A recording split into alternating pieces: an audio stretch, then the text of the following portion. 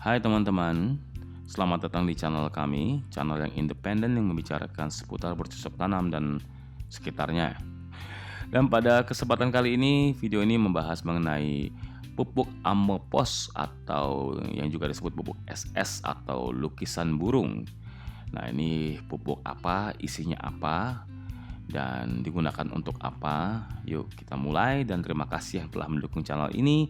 Dan bagi yang baru datang bisa mendukung channel ini dengan mengklik subscribe dan nyalakan loncengnya.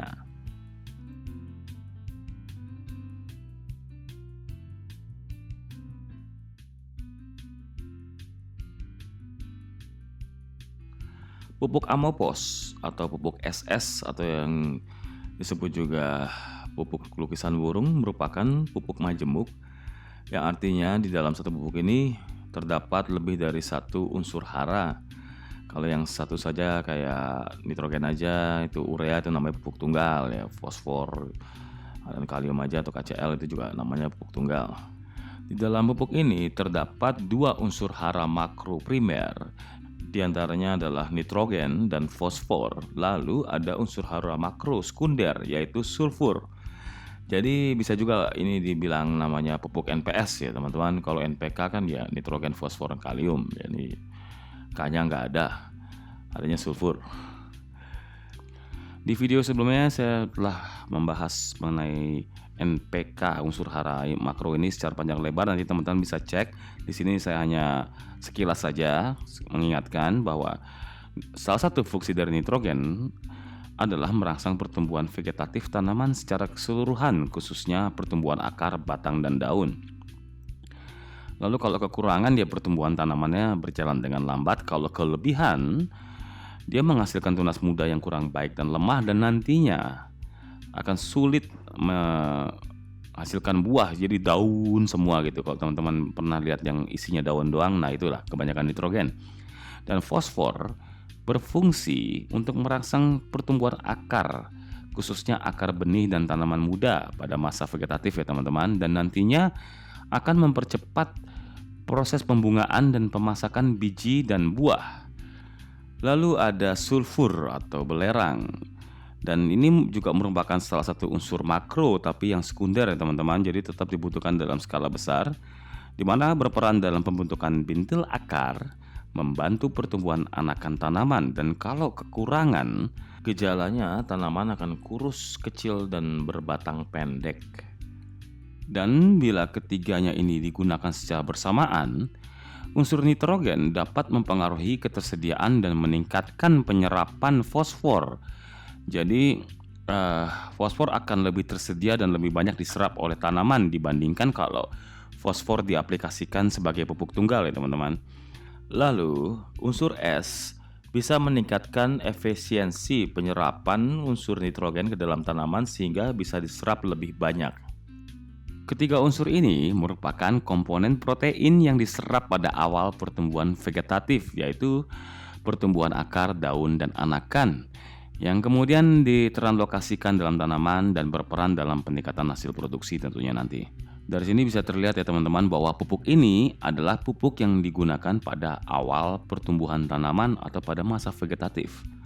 Kalau kita lihat di isinya ini, pupuk ini mengandung 16 nitrogen, 20 fosfat, dan 12 sulfur. Di sini maksudnya 16 itu 16% nitrogen dalam 1 kilo ya teman-teman, dan 20% fosfat dan juga 12% sulfur.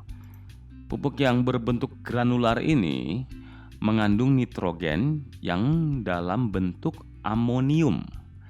Nitrogen ini ada dua, yaitu amonium dan nitrat ya teman-teman. Nah, perbedaannya, amonium ini lebih cepat menguap. Dari sini kita bisa menyimpulkan ya, cara memberikan pupuk ini adalah ditanam di dalam tanah.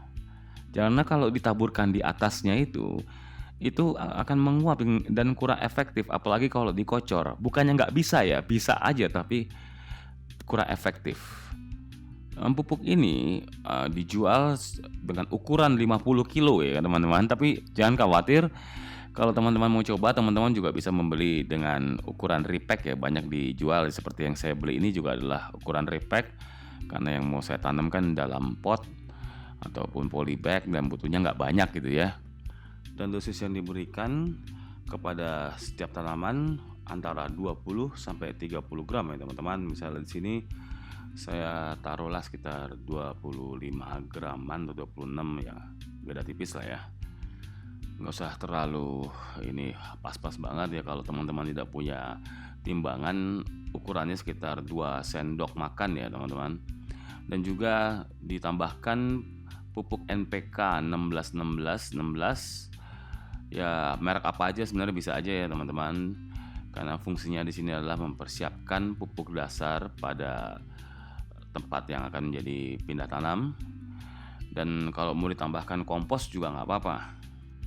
Setelah itu bisa ditutup dan dibiarkan sekitar seminggu sebelum tanaman dimasukkan ke sini, sehingga nanti tanaman sudah mempunyai tempat yang isinya penuh dengan unsur hara. Jadi kita tinggal memberikan pupuk susulan aja dan dosisnya juga lebih rendah gitu.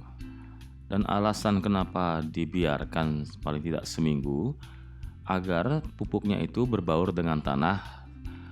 Karena kalau misalnya ditaruh pupuk langsung pindahkan tanaman di situ, takutnya nanti terkena akar dan bisa menyebabkan kematian bagi tanamannya ya teman-teman. Kalau tidak sempat mempersiapkan, bisa juga diberikan secara cair. Akan tetapi cara ini bukanlah cara yang efektif ya. Bukan salah teman-teman, tapi kurang efektif. Karena seperti yang sudah saya utarakan di depan, nitrogennya ini adalah nitrogen amonium yang lebih cepat menguap. Jadi kalau digunakan sebagai pupuk susulan juga bisa, cuma kurang tepat.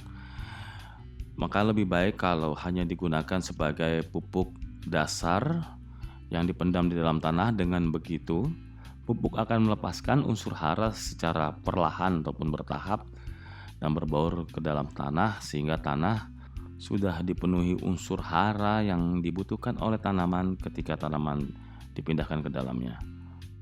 Oke teman-teman, sekian share kali ini, dan bila ada pertanyaan ataupun ada pengalaman lain atau masukan, bisa di-share ke kami di dalam komentar. Dengan begitu kita bisa saling bertukar pengalaman dan sama-sama saling belajar. Oke teman-teman, terima kasih atas perhatiannya dan sampai jumpa.